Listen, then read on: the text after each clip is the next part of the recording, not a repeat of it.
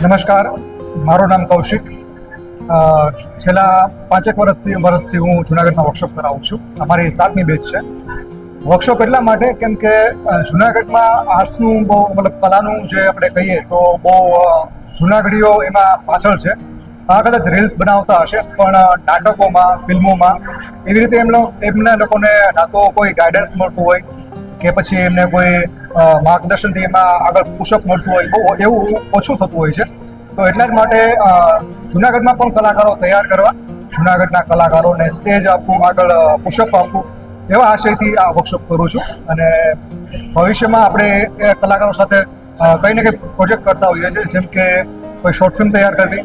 આમ તો ઓવરઓલ અમે દર વર્ષે 1-2 નાટકો પણ કરતા હોઈએ છીએ, જેમાં વર્કશોપના જ કલાકારોને અમે વધારે પ્રાયોરિટી આપતા હોઈએ છીએ.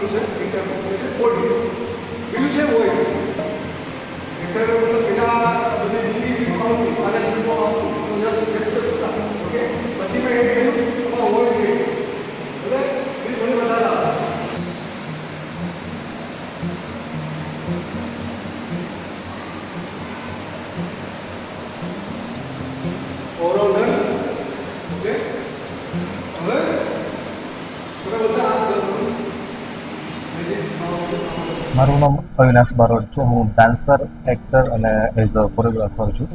હમણાં તો મને જાણવા મળ્યું કે કૌશિક સર એક વર્કશોપ કરી રહ્યા છે, તો મને સારી એવી ઓપોર્ચ્યુનિટી મળી એમની સાથે શીખવાની. ત્યાં બહુ સારા અમને ટિપ્સ શીખવવામાં આવે છે, બહુ બધું મેથમેટિક મીન્સ કે એકદમ લોજિકલ વાત, કે જે તમને એક્ટિંગ ફિલ્ડમાં બહુ સારા લેવલ ઉપર તમને કામ અપાવી શકે એવું બધું છે. અને વધારે તેમ નહીં કહું કે ઠીક છે, પણ કૌશિક સરનું કામ જુનાગઢ લેવલે એક હાઈ લેવલ ઉપર છે.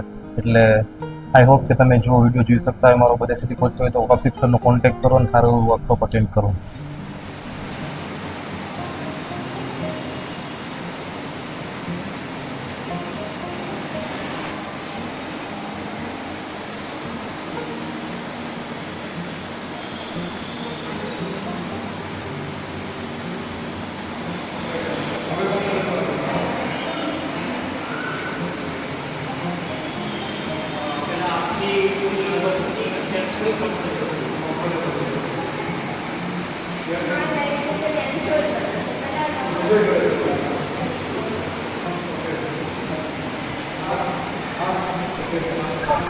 વર્કશોપમાં આમ તો થિયેટર અને સિનેમા બંનેની એક્ટિવિટીઝને આવરી લેવામાં આવશે.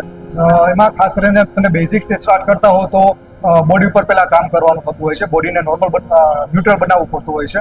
પછી વોઇસને એને અલગ અલગ ફોર્મમાં લઈ આવવું પડતું હોય છે, કેરેક્ટર વાઇઝ. પછી કેરેક્ટર ડેવલપ કરવું, કેરેક્ટરને અલગ અલગ સિચ્યુએશનમાં ઢાળવું, એટલે મતલબ કેરેક્ટરને જીવંત કરવું, એ પણ કહી શકીએ આપણે. બીજી કે ઇમેજિનેશનવાળી એક્સરસાઇઝીસ, કે તમને જે એક દરિયો કહી શકાય એટલી એક્સરસાઇઝીસ છે.